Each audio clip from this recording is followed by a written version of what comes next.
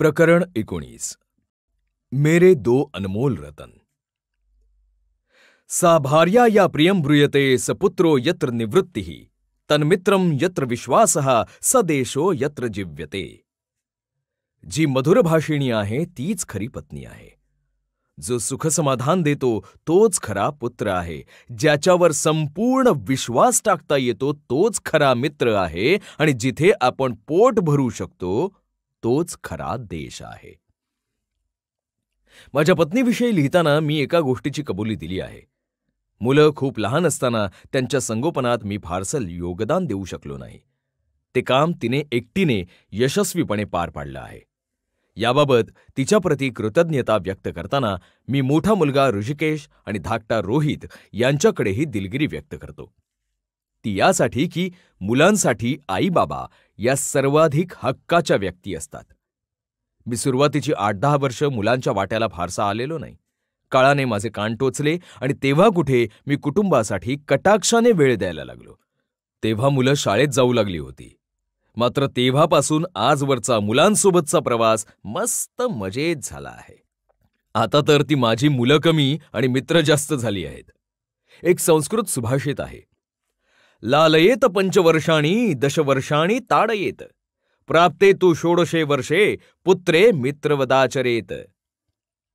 याचा अर्थ असा आहे की वयाच्या 5 वर्षांपर्यंत मुलाचे न रागावता लाड करावेत। तो 10 वर्षांचा होईपर्यंत प्रसंगी शिस्तीसाठी धपाटेही द्यावेत, पण एकदा तो 16 वर्षांचा झाला की त्याच्याशी मित्रत्वाचे नाते निर्माण करावे। अगदी असंच माझ्या जीवनातही घडलं आहे। माझी मुलं त्यांच्या तरुणाईत आता माझी मित्रच बनली आहेत। लहानपणी एकदा ऋषिकेशने माझ्या काळजात धडकी भरवली होती। मी कंपनीच्या बैठका, दुकानाचं व्यवस्थापन, खरेदी विक्रीचे व्यवहार यात खूपच गढून जायचो। अगदी सुट्टीच्या दिवशीही माझा धंद्याचा व्याप सुटायचा नाही। एकदा वंदना मला वैतागाने म्हणाली, धनंजय, आठवड्याचे 6 दिवस तुम्ही व्यवसायाला देता, निदान सुट्टीचा 1 दिवस तरी घरासाठी द्या। त्यावर मी जरा खटाळपणे तिची कळ काढली। मी म्हणालो, तुझं एक बरं आहे ग, स्वयंपाक आणि मुलांना सांभाळणं ही सोपी कामं तुझ्याकडे आहेत, मला बघ केवढा व्याप सांभाळावा लागतो। त्यावर ती शांतपणे म्हणाली, ठीक आहे, तुम्हाला बायकांची घरची कामं सोपी वाटतात तर आज मुलांना तुम्ही बागेत खेळायला घेऊन जा। मला घरासाठी काही गरजेच्या वस्तूंची खरेदी करायची आहे। मला ते काम खूपच सोपं वाटलं। मी दोघा मुलांना घराजवळच्या बागेत घेऊन गेलो। दोघं भाऊ खेळत होते आणि मी लक्ष ठेवून होतो। मध्येच मला मोबाईलवर एक बिझनेस कॉल आला। त्या बोलण्यात मी इतका गुंगून गेलो की माझं मुलांकडे दुर्लक्ष झालं। फोन संपताच मी समोर पाहिलं, मला रोहित दिसला पण ऋषिकेश दिसेना। मी दचकलो। रोहितला विचारलं की दादा कुठे गेला? रोहित तर आणखी लहान, त्यालाही नीट सांगता येईना। मी रोहितला उचलून घेतलं आणि कावरा बावरा होऊन बाग धुंडाळायला सुरुवात केली। ऋषी सापडेना म्हटल्यावर माझं धाबं दणाणलं। मी बागेच्या बाहेर येत असताना वंदना समोरून येताना दिसली। घडलेला प्रकार समजल्यावर ती तर हवालदिल झाली। कुणी भल्या माणसाने विचारपूस करून त्याला घरी सोडलं असेल तर बघावं, अन्यथा पोलीस स्टेशनमध्ये जावं या अखेरच्या अपेक्षेने आम्ही काळजीतच घरी आलो। बघतो तर चिरंजीव ऋषिकेश शांतपणे पायरीवर आमची वाट बघत बसलेले। मी त्याला रागावण्याच्या आत लेकानं आईपुढे जाहीर करून टाकलं, आई, बाबा बागेत फोनवर बोलत होते आणि मला ते आणि रोहित दिसले नाहीत। मग मी बागेबाहेर येऊन त्यांना शोधलं, शेवटी माझा मीच घरी चालत आलो। हे ऐकल्यावर मग वंदना माझ्याकडे बघून म्हणाली, बघा, समजलं ना? आणि तुम्ही म्हणत होतात की मुलांना सांभाळणं सोपं काम आहे म्हणून। मी सपशेल शरणागती पत्करली। थोरल्या चिरंजीवांनी आपल्या बाबांची तर धाकट्या चिरंजीवांनी आईची घाबरगुंडी उडवून दिली होती। वंदना रोहितला घेऊन एकदा बाजारात गेली होती। त्या गर्दीत रोहितने तिचा हात सोडला आणि त्यांची चुकामुक झाली। रोहित शोधूनही सापडत नाही म्हटल्यावर वंदना तिथेच बसून रडायला लागली। तिला रडताना बघून पोलीस लगेच हजर झाले। काय घडलं ते कळल्यावर ते तिची समजूत काढायला लागले। काफी मुश्किल, काही काळजी करू नका, मुलगा रस्ता चुकला असेल, तो हरवणार नाही। त्यांनी लगेच परिसरात शोधाशोध सुरू केली। सुदैवाने अर्ध्या किलोमीटरवर रोहित सापडला। गर्दीत वाट चुकल्याने भांबावलेला रोहित रस्त्यावरून रडत जात होता। एका 10-12 वर्षाच्या फिलिपिनो नावाच्या मुलाने त्याला पाहिलं आणि प्रसंगावधान दाखवून स्वतःजवळ थांबवून घेतलं. या 2 प्रसंगांनंतर आम्हीच कानाला खडा लावला. मुलांना बाहेर घेऊन जायचं झालं तर आम्ही सगळे एकत्र जायला लागलो. मला माझ्या मुलांमुळेच व्यवसायातले काही महत्त्वाचे आडाखे शिकता आले. आम्ही आमच्या उत्पादनांची एक टीव्ही जाहिरात करून घेतली होती. त्यातली कॅचलाईन म्हणजे मुलगा आईला विचारतो, ममा कहाँ से? आई, हे कुठून आणलंस? जाहिरात आकर्षक होती, तरीही तिला अपेक्षित प्रतिसाद येईना. एकदा मी मुलांबरोबर बसून एक कौटुंबिक कार्यक्रम पाहत होतो आणि आमची जाहिरात लागली. ती बघितल्यावर मुलं एकदम म्हणाली, बाबा कसलीही बकवास जाहिरात केली आपण. मला धक्काच बसला. भरपूर खर्च केल्यानंतरही माझ्याच घरातून जाहिरातीला निराशाजनक प्रतिसाद होता. पण मी शांतपणे विचारलं, जाहिरात बकवास आहे असं कोण म्हणतं? त्यावर मुलं म्हणाली, आमच्या वर्गातली मुलंच म्हणतात. यावर माझं विचारचक्र सुरू झालं आणि त्यातून एक गोष्ट लक्षात आली की आमच्या जाहिरातींचं प्रसारण चुकीच्या मालिकांच्या वेळी होत होतं. मग आम्ही व्यूहरचना बदलली. पुढच्याच आठवड्यात झालेल्या क्रिकेट मॅचच्या थेट प्रक्षेपणात आम्ही जास्त खर्च करून ती जाहिरात इतक्या वेळा दाखवली की अनेक प्रेक्षक वैतागले. काहींनी चक्क त्या चॅनलकडे तक्रार केली. पण त्याचवेळी दुसरी गंमत झाली. जाहिरातीतल्या मम्मा कहाँ से या कॅचलाईनने बच्चे कंपनीला इतकी भुरळ घातली की प्रत्येक मुलगा आपल्या आईला ते वाक्य उच्चारून हसवायला लागला. जाहिरात प्रभावी आणि यशस्वी करण्याचं तंत्र मी शिकलो. याचं श्रेय माझ्या मुलांना आहे. माझी आई गेल्यानंतर माझे बाबा मनातून उदास झाले होते. फिरणं, बागकाम, वाचन, नातवंडांचे लाड करणं, पाळलेल्या कुत्र्यांशी खेळणं यात ते मन रमवत असले तरी जोडीदाराच्या जाण्याने ते खचले होते. धाकट्या रोहितला लहानपणापासून विमानांचं आकर्षण होतं. बाबा त्याला वेळोवेळी विमानं आणून देत.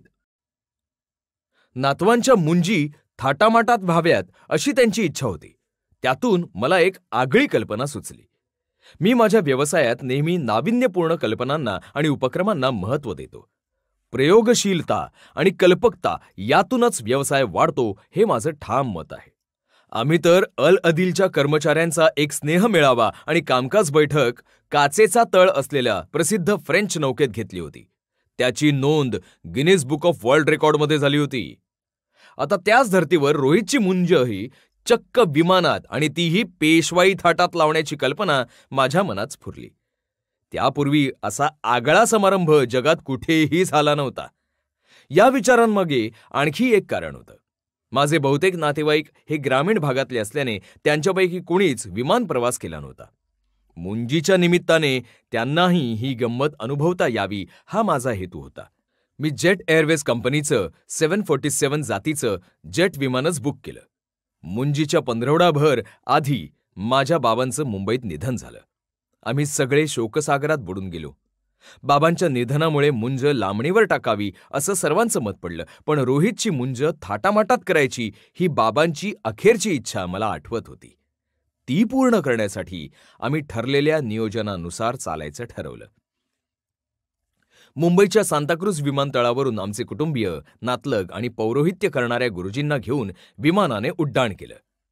सगळे नातलग ठेवणीतील पोशाख आणि दागिने घालून आले होते. माझी पत्नीही मस्त नऊवारी साडी नेसून, केसांचा खोपा करून आणि नाकात नथ घालून पेशवाई थाटात सजली होती. सुरक्षेच्या दृष्टीने होमासारखे विधी जमिनीवरच पूर्ण करण्यात आले होते. विमानात गणेशपूजन, यज्ञोपवीत धारण, गुरुमंत्र उपदेश आणि मंगलाष्टक असे विधी झाले. माझ्या आणि रोहितच्या मध्ये अंतरपाठ धरून मंगलाष्टक म्हटली गेली. जमिनीपासून 40,000 फूट उंचीवर हा व्रतबंध सोहळा साजरा झाला. बटू रोहितनं आकाशात सूर्याच्या जवळ जात त्याला यज्ञोपवीत दाखवून ते समंत्रक धारण केलं. सोहळा संपवून विमान खाली उतरल्यावर पाम बीच रिसॉर्ट या हॉटेलमध्ये सर्व पाहुण्यांना शाही मेजवानी देण्यात आली. हा मजेशीर उपक्रम इतका गाजला की त्याला अगदी प्रसारमाध्यमातूनही छान प्रसिद्धी मिळाली आणि आनंदाचा भाग म्हणजे त्याची नोंद लिम्का बुक ऑफ रेकॉर्ड्स तसेच Guinness book of world records अशा दोन्ही ठिकाणी झाली. ऋषिकेश आणि रोहित यांचे स्वभाव भिन्न छटांचे आहेत. ऋषी लहानपणापासून हट्टी, खोडकर आणि मनस्वी स्वभावाचा. शाळेत त्याचं लक्ष अभ्यासापेक्षा दंगा करण्यात जास्त होतं. त्याचं अभ्यासात लक्ष नाही अशा तक्रारी शिक्षकांकडून वारंवार यायच्या. त्याचा गृहपाठ करून घेणं हे एक दिव्यच होतं. वंदना अनेक वेळा रडायची आणि मी क्षुब्ध व्हायचो. आम्ही त्याची शाळा 2दा बदलली आणि शिस्तीची सवय लागावी म्हणून त्याला मुंबईतल्या आणि पुण्यातल्या निवासी शाळांतही 2 वर्ष ठेवलं. कशाचाही उपयोग झाला नाही. अभ्यासाबाबत चिरंजीव माझ्याच वळणावर जातायत की काय या विचाराने मला दडपण यायला लागलं. अखेर ऋषीच्या एका शिक्षिकेनं आम्हाला योग्य सल्ला दिला. त्याच्यावर कोणतीही गोष्ट लादली किंवा कडक समजावणी दिली तर तो मुळीच जुमानायचा नाही हे त्या बाईंच्या लक्षात आलं होतं. ऋषिकेशला प्रेमाने, समजूतदारपणाने आणि त्याच्या कलाने घेत समजावून सांगावं असं त्या बाईंनी आम्हाला सांगितलं. आम्ही तो सल्ला पाळला आणि नंतर ऋषिकेशमध्ये सुधारणा झाली. आजही त्याच्या स्वभावातलं हे वैशिष्ट्य कायम आहे. पण एकेकाळी ज्याच्या भवितव्याबद्दल आम्हाला काळजी वाटत होती तोच ऋषी बिझनेस मॅनेजमेंटची पदवी नामवंत बिझनेस स्कूलमधून घेऊन माझ्या व्यवसायात उमेदवारी करायला लागला आहे. त्याच्यात तडफ आहे, व्यवसायाच्या खाचाखोचा समजण्याची हुशारी आहे. रोहितच्या शिक्षणाबाबत कधी काळजी करावी लागली नाही. तो शाळेत अभ्यासात मागे पडला नाही. त्याचा स्वभावही शांत आणि धोरणी आहे. लहानपणी मात्र त्याने एकदा आमची भंबेरी उडवून दिली होती. आम्ही युरोपच्या सहलीवर असताना रेल्वेने लंडनला परतत होतो. काही तासांचा प्रवास असल्याने लहानगा रोहित साहजिकच कंटाळला. त्याला चॉकलेट हवं होतं. माझ्या पत्नीने चॉकलेट द्यायला नकार दिला आणि त्याऐवजी पौष्टिक बिस्किट खा असं सुचवलं. रोहित आईला म्हणाला, मला नको ते बिस्किट, तूच खा. वंदनाने नाईलाजाने ते बिस्किट खाऊन टाकलं. त्यासरशी हे महाराज जोरजोराने रडायला लागले आणि तू माझं बिस्किट का खाल्लंस म्हणून अख्खी बोगी दणाणून सोडली. आजूबाजूचे लोक आमची गंमत बघत होते. असे काही गमतीशीर प्रसंग वगळता रोहितची वाटचाल समजूतदार झाली आहे. तो तसा मितव्ययी आणि व्यवहारीही आहे. मी विनोदाने असं म्हणतो की ऋषीला आणि रोहितला 1000 रुपये खर्चासाठी दिले तर ऋषी ते एका दिवसात खर्च करेल, पण रोहित ते साठवून ठेवेल आणि गरज लागेल तसे खर्च करेल. रोहितही लवकरच त्याचं बिझनेस मॅनेजमेंटचं शिक्षण संपवून आम्हाला येऊन मिळेल. मला दोन्ही मुलांबाबत काळजी वाटत नाही.